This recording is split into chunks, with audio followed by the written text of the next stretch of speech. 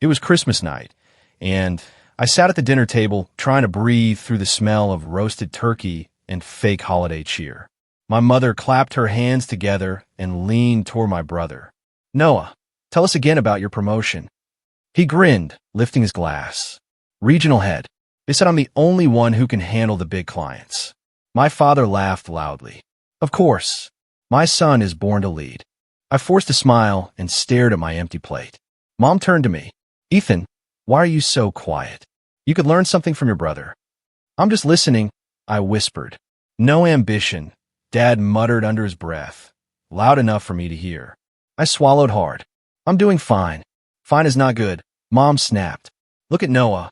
Always growing, always shining." Noah shrugged, as if he didn't ask for praise. I wanted to step outside, disappear into the cold, anything to escape this moment. Then the doorbell rang.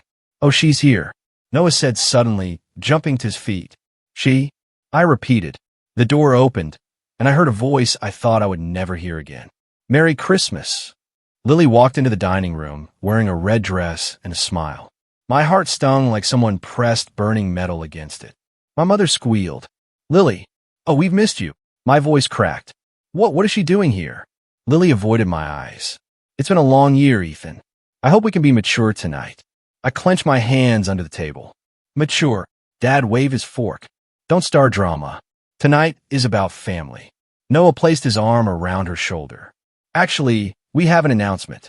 I froze. "Don't." Lily took a deep breath. "We're engaged." The room clapped, chairs scraped, laughter filled the air. My mom hugged them both. "You two are together." I stared at them, and my voice trembled. "You cheated on me with him." Mom hissed at me. "Don't ruin this night with your overreactions." Noah laughed. "Ethan, come on. You knew you and Lily weren't right for each other." Lily whispered, "I never meant to hurt you." "You did," I said quietly. Dad slammed his hand on the table. "Grow up. Life moves on. Be happy for your brother." I felt my throat tighten. "You're all okay with this?" Mom rolled her eyes. "Noah deserves happiness. Don't be selfish." I felt every word like a punch. They didn't care about me. I was just a placeholder they tolerated. Dinner went on, and I stayed silent while they cheered for the couple. I excused myself and stepped into the hallway, but I heard my parents whisper in the kitchen. Dad said softly, "Noah deserves everything. He's worked hard." Mom replied, "Ethan should stop being emotional and accept it. You should be grateful his brother found someone so good." I pressed my hands against the wall to keep myself from shaking. Their voices cut deeper than any betrayal. In that moment, something inside me cracked like ice under heavy steps. I no longer felt like their son. I just felt sold, replaced, erased, and forgotten. I walked back to the table, not because I wanted to, but because I didn't want them to see me break. Noah raised his glass toward me, smirking like he had won a prize. "Come on, Ethan. Smile a little." I stared at him and forced my lips to move. "Congratulations." The word tasted like poison. Lily looked relieved. My family cheered again, but their voices sounded distant, hollow, like echoes in an empty room. It was past dinner, and my family stayed in the living room laughing like nothing painful had happened. I stepped toward the hallway to leave, but I heard my dad whisper, "We need to talk before Ethan goes to bed." I froze and leaned closer. Noah sighed heavily. "The bank refused me again. They say my debt record is too bad." Mom gasped. "Debt? How much?"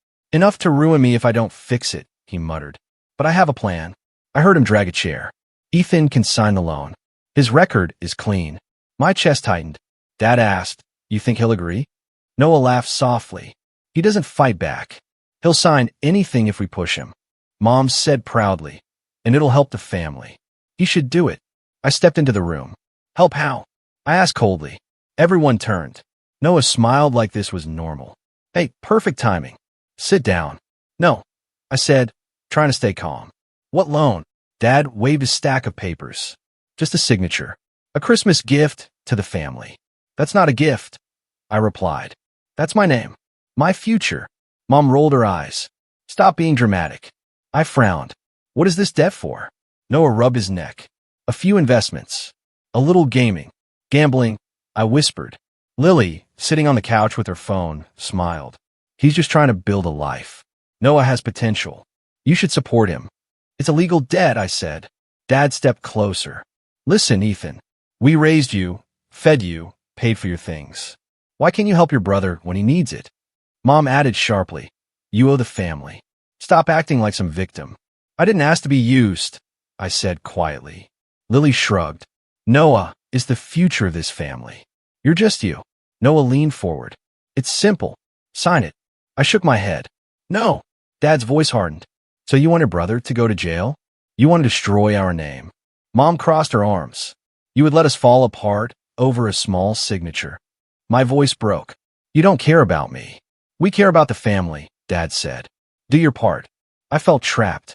Mom put the pen in my hand. If you love this family, you'll sign. My hand shook. Noah stood behind me like a shadow.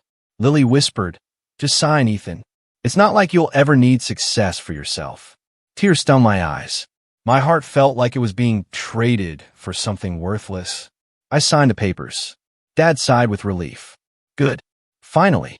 Mom kissed Noah's cheek. Our smart boy will be saved. Noah slapped my shoulder. Thanks, little brother. The phone rang. Noah answered and put it on speaker. A cold voice spoke. This is Mr. Harris from a bank. The signed loan is now active. If repayment fails, responsibility falls fully to the signer. Are we clear? I swallowed hard. Yes, we're clear. Mr. Harris repeated. Legally, the signer faces all consequences. Noah ended the call and grinned. See? Easy. Mom picked up the signed papers like they were a trophy. Now we can celebrate Christmas, she said. I whispered, celebrate what? Noah chuckled. Don't be so sensitive. Lily walked past me. Just learn your place, Ethan. Dad turned off the lights around the tree, leaving only the glowing ornaments. You did your part, he said. I looked at the shining lights. They felt cold, fake, and nothing like love. I felt small, like nothing at all inside. Tonight, I sat alone in my room while the house buzzed with celebration downstairs. I pulled the signed papers from my pocket and opened the bank email linked to the loan. The number on the screen made my stomach twist. 50,000. I whispered. Not small. Not a favor. A life sentence. I rushed downstairs, clutching the papers. Noah was laughing with my parents like the world adored him. Noah, I said, shaking. This isn't a loan. It's a trap. $50,000. He shrugged. Relax. It won't kill you. It can destroy me. Noah flashed a grin. You're young. You'll recover. Don't be dramatic. Dad pointed his fork at me. Stop shouting. You helped your brother. Be proud. Proud, I said. I'm the one who will pay for everything. Mom stood up. So what? Noah has more responsibilities than you. His job is bigger. His future matters more. I stared at her. And mine doesn't. She crossed her arms. Not at the moment. Lily giggled quietly. You signed it, Ethan. Don't blame anyone else. I turned to her. You helped him gamble away money, didn't you? She smiled like ice. At least he takes risks. I faced my parents again. You knew I would suffer for this. Dad sighed impatiently. Grow up. You act like a victim every time someone asks for help. A victim. My voice cracked. You forced me. Noah lifted a drink. We didn't force you. You chose family over ego. Good job. I felt my heart pound painfully. My vision blurred. This isn't family. This is using me. Mom walked closer, patting my shoulder like I was a child. You'll be fine. You don't need much in life anyway. You're quiet. Simple. You'll manage. Simple, I repeated, stunned. You think my life doesn't matter. Before she could answer, my phone rang. Mr. Harris again. I put on speaker. This is a reminder, his cold voice said. Any missed payments will result in immediate penalties and legal complications. What kind of complications? I asked. Blacklisting from credit systems nationwide. Possible jail time if fraud is suspected. My knees almost buckled. Jail. Legally, the signer holds all responsibility, he repeated. Payments begin next month. Merry Christmas. He hung up. Noah clapped slowly. Wow, he ruined the mood. I stared at him. I could go to prison because of you. He shrugged, not bothering to look serious. You won't. Stop whining. You're making this dramatic. Dad slammed his hand on the table. Enough crying. We're tired of your weakness. Mom added, we only asked for help. You act like we stabbed you. I wanted to scream, to break something, but I couldn't breathe. My chest tightened like someone was pushing down on me. I grabbed my coat. Dad said, "Where are you going?" "Air," I whispered. "I can't breathe." I stepped outside into the night. Snowflakes hit my face, cold and wet, mixing with the heat of my tears. I leaned on the porch railing, gasping. "They used me," I whispered. "My own family sold me." I walked to the sidewalk, where a street light glowed dimly. My hand shook so violently I could barely hold my phone. My lungs burned like frozen air was stabbing me from the inside. I pressed a hand against my chest. "Breathe. Just breathe." A voice from nearby porch lights flickered. I heard a door creak. Mrs. Reed, our elderly neighbor, stood watching me. She leaned on her cane, silent, eyes filled with something I couldn't read. She didn't say a word, and I didn't either. I couldn't speak. I couldn't ask for help. I could only stand there, shaking, crying into a Christmas night that never belonged to me. I sat on the curb, snow soaking through my jeans. My breath came out in sharp white clouds. I didn't move until I heard slow footsteps and the soft clink of a cane. Mrs. Reed stood beside me, wrapped in a thick gray coat. "You'll freeze to death out here," she murmured. "I'm fine," I lied. She stared at my shaking hands. "That's what people say before they break." I didn't answer. She sighed, turned away, then returned with a small thermos. "Tea," she said, placing it in my hand. I hesitated. She tapped the lid. "Drink. You're still alive, so act like it." I took a sip. The warmth burned my throat, but eased my chest. "Thanks," I whispered. She sat down beside me, ignoring the cold. "Rough night." I let out a bitter laugh.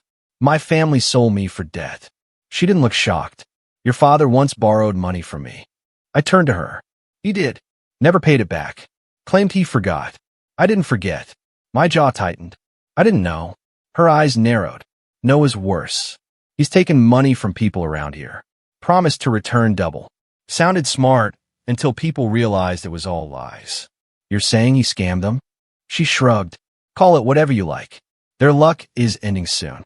Bad things don't stay hidden forever." Before I could respond, red and blue lights flashed against the snow. A police car pulled up. A tall man in uniform stepped out, brushing snow off his shoulders. "Evening, Mrs. Reed." Noise complaints again.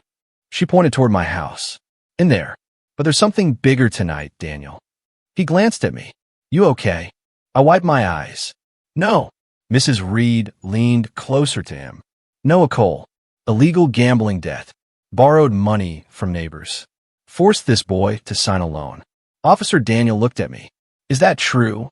"Yes," I whispered. "They pressured me to sign. I could go to jail for it." He held out his hand. "Show me." I pulled out the documents, my hand still shaking. He scanned them under the streetlight, brows tightening. "This doesn't look standard," he muttered. I frowned. "What do you mean?" He turned the pages and tapped the bottom portion. "Did you agree to these extra clauses?" "What extra clauses?" He pointed again. "This section increases the debt if payments are missed. It also states the signer agreed independently without family involvement." "I never saw that," I said. "They gave me one page, and I signed. I didn't know about the rest." Mrs. Reed shook her head. "They tricked him." Daniel flipped to another page. "These signatures look copied. See the pressure marks? This could be forgery." "For forgery?" I stammered. He nodded. "If this contract is fraudulent, you're not liable. In fact, whoever added pages can be charged." My heart pounded differently, lighter, faster, like I could breathe again. "You mean Noah?" "If he submitted it, yes," Daniel answered. "But I'll need proof. Who filled out the loan? Who contacted the bank? Who benefited? Do you have texts? Emails? Anything?" I dug through my phone. There's a message. Mr. Harris asked Noah to confirm the bank details before the loan. I showed him the thread. Noah replied, "Use Ethan's ID. He'll sign." Daniel read it carefully. "This is enough to start a report. If the bank cooperated knowing someone else forged pages, they're in trouble too." Mrs. Reed smiled faintly. "Seems the wolves just found a bigger wolf." I felt a burning in my chest again, but this time it wasn't panic. It was something fierce, something alive. "What do I do next?" I asked. Daniel handed me back the papers. "Don't run. Don't hide. Let me do my job." And don't tell them what we found. The more they think you're weak, the more they'll slip. Mrs. Reed squeezed my arm gently. You're not alone tonight. For the first time all evening, I believed it. The cold didn't hurt as much anymore. The snow kept falling, but it didn't bury me. Not this time. I followed Officer Daniel back home, my hands shaking as I held the documents. Just stay calm and keep your phone ready, he whispered. Record everything. Let them talk. I nodded, swallowing hard. The cold air clung to me as we reached the door. Lily opened it, eyes wide. Why is there a police officer with you? Ethan, what did you do now? I didn't do anything, I replied quietly. Can we come in? Officer Daniel spoke firmly. We need to discuss a financial concern involving your family. We'll need everyone present. Lily backed up slowly. Noah, Mom, Dad, you need to come here. My parents and Noah appeared from the living room. Noah rolled his eyes immediately. What? Did he cry to the cops? I pressed record on my phone. I want explanations about the loan you put under my name, I said. Dad groaned. Ethan, not this again. You helped your brother. Stop exaggerating. No, he wants attention, Noah snorted. He's a kid. He'll bounce back. It's just debt. Officer Daniel stepped forward. Mr. Noah, did you sign these papers without Ethan's consent? Consent? Noah scoffed. He signed. I just filled in the rest. It was for the family. My gambling debt was temporary. I stared at him. You just admitted it. Mom snapped angrily. Ethan, stop provoking him. He was saving our home from embarrassment. By gambling? I shouted. By forging my signature on extra documents? You sold my future to cover a bet. Noah shouted back. It wasn't forging. I just added terms the bank needed. That is forgery, Officer Daniel said sharply. You altered legal papers. Noah froze. You can't arrest me. It wasn't like that. I didn't say I'm arresting anyone tonight, the officer said calmly. But I will need copies of every document. This could qualify as criminal fraud. Dad slammed his fist on the table. You're ruining Christmas with this nonsense. I'm ruining Christmas? I yelled, my voice cracking. You ruined my life. You never cared what happened to me. You just throw me to solve your problems. Mom stared at me like I had slapped her. How dare you speak to us like that? How dare you treat me like a tool? I shouted back. I begged you to tell me the truth. You lied. You trusted Noah, not me. You never loved me enough to protect me. Silence hit the room like a blow. Noah's confident smirk faded. Officer Daniel collected the copies I handed him. Ethan, come to the station tomorrow morning. Bring anything you find that relates to these debts. This isn't over. Noah's face drained of color. Wait, we can fix this, right? Ethan, just say it was a misunderstanding. I met his stare. You made your choices. Now face them. The officer nodded at me and stepped out the door. I followed him to the cold porch, breathing slow, steadier than before. He paused beside his car. Ethan, he said, don't blame yourself. People who manipulate you rely on your silence. You spoke up. That matters. I shivered in the cold wind. I'm scared of what happens next. Tomorrow, you start protecting yourself. That's the beginning of freedom. Bring anything you find. Don't back down. I nodded, realizing my voice had power. I woke up to voices outside, hushed, excited, almost gleeful. When I opened my window, I heard Mrs. Reed's voice loud and clear. He forged his own brother's documents, she said. Debt, gambling, the whole mess placed on Ethan. Another neighbor gasped. Noah? The perfect boy, Mrs. Reed replied. Perfect to who? Anyone who didn't lend him money. I stepped into the hallway, and Lily rushed to the window. Oh my God, she whispered. They're talking about Noah. My parents hurried outside, faces pale. Mom waved her arms desperately. Please don't spread rumors. You don't know the full story. Mrs. Reed answered calmly. I know enough. And I'm not the only one. Two men stepped forward. One shook his head. He borrowed from me too. Promised to pay back in 2 weeks. It's been a year. Another woman said. He borrowed from my sister as well. Lied about helping charity. I stood by the door, listening silently. Dad cried out. Stop exaggerating. He's a good boy. Mrs. Reed's voice cut sharp. Good boys don't gamble away people's savings and blame family for it. Dad's voice cracked. You don't understand our situation. And you don't understand accountability, she replied. Lily turned to me, panic written across her face. Ethan, can't you stop this? Say something. I shrugged. Why? I didn't start it. Noah barged into the living room, phone pressed to his ear. Mr. Tate, it's not what you heard. They're lying. Someone's ruining my reputation. A deep voice shouted back loud enough for us to hear. You forged documents, Noah. You used company information for illegal borrowing. You're done here. Don't come back. The call ended. Noah screamed, he can't fire me. That woman, Mrs. Reed, she doesn't know anything. Lily stared at him in horror. You used company info? For gambling.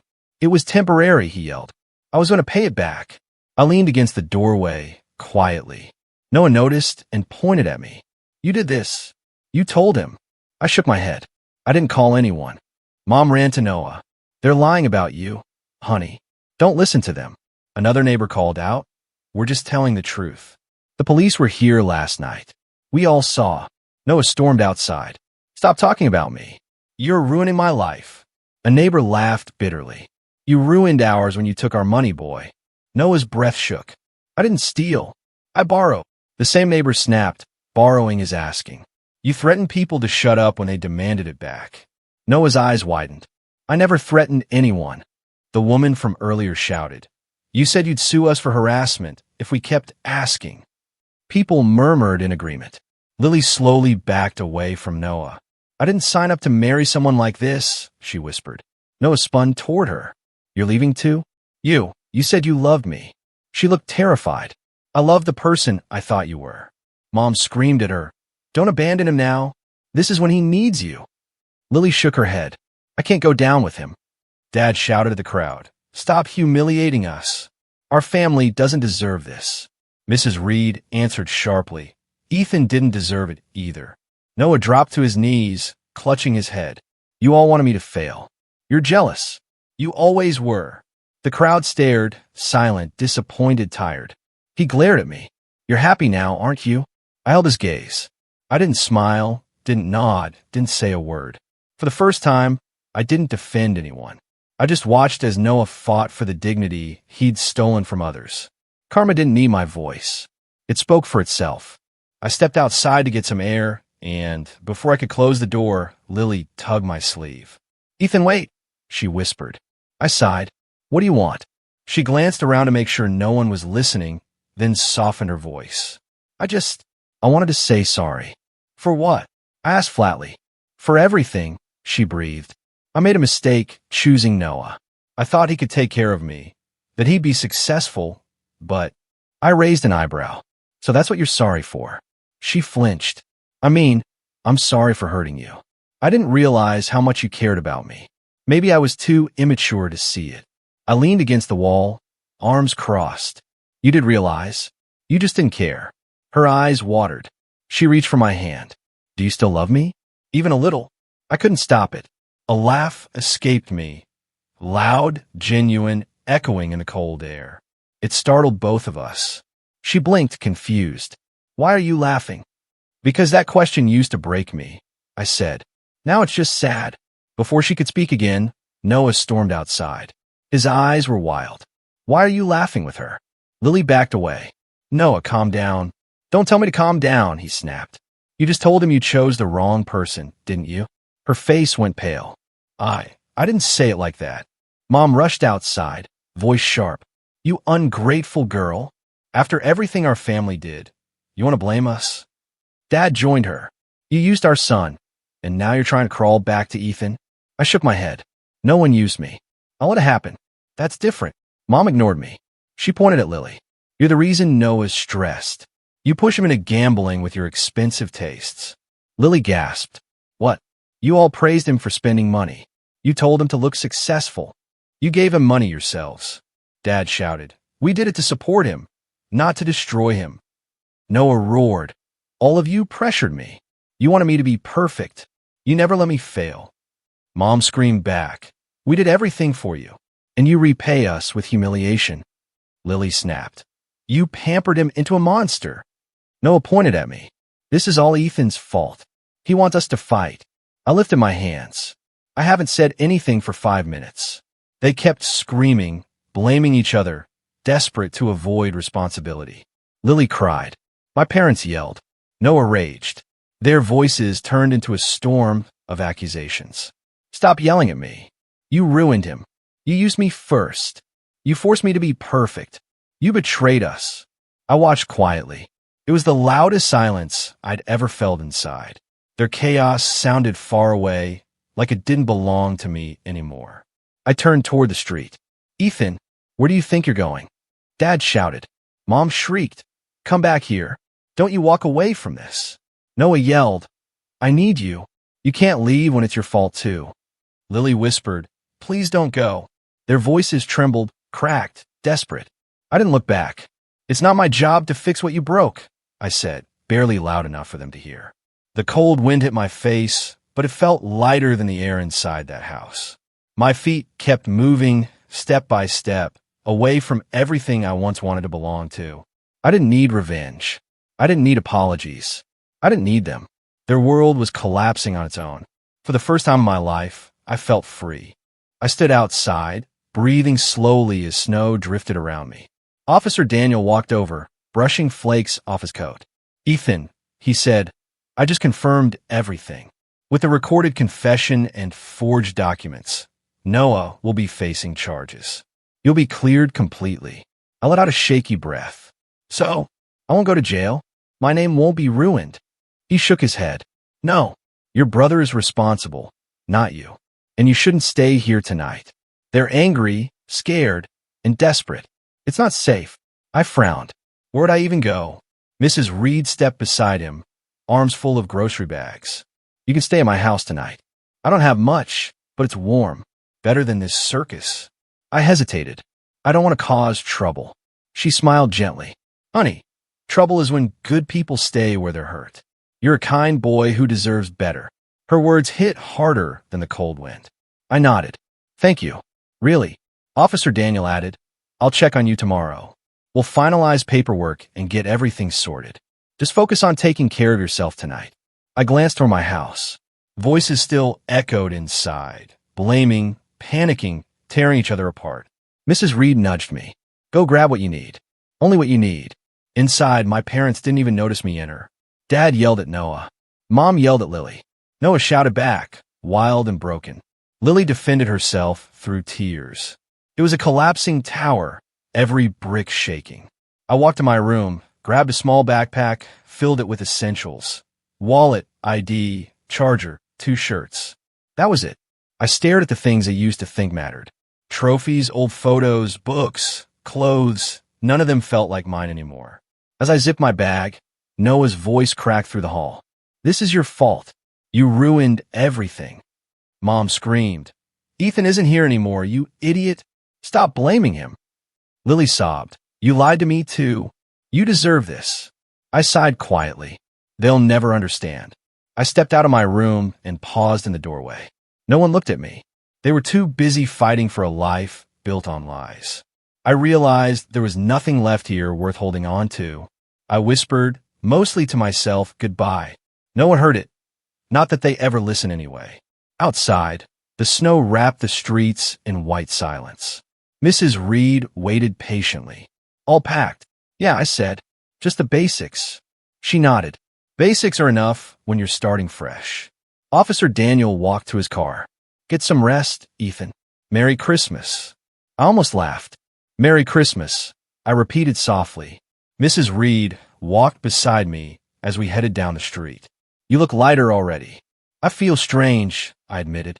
That's what freedom feels like at first, she said. It's unfamiliar, but it's good. I slowed my steps, letting the cold air fill my lungs. For the first time, it didn't hurt. The night felt still, peaceful, real. Christmas lights glowed from neighboring windows, but they didn't make me feel lonely. They made me feel alive. I looked up at the dark sky, snowflakes melting against my skin. I whispered to myself, I choose me. It was small, but felt powerful. Mrs. Reed opened her door for me. Warm air drifted out. I stepped inside without fear, without guilt, without looking over my shoulder. It wasn't the Christmas I expected. It was better.